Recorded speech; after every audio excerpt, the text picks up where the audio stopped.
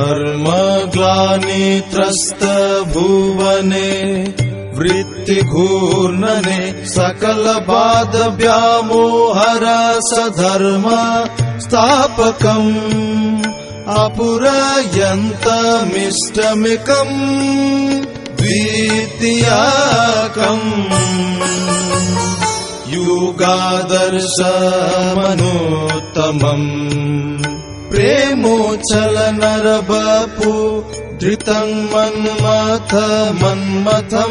न विनार्य तीर्थकरं विचित्र लीलकम्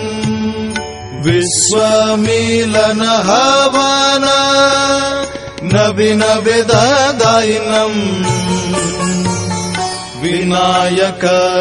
भास्करम् रणताण्डव द्रोह क्षुब्धे क्लिष्टे विशिष्टे लोके अभ्युत्थितं यच्छाचार पूरित दृन्मण्डले जीवन वृद्ध शीकलकम् मित्र बलवम् कल्की रूपमुदग्रम् नमामि विप्लविनं प्रियं परमं कममपि करालम् पुरुषोत्तमम् वन्दे पुरुषोत्तमम्।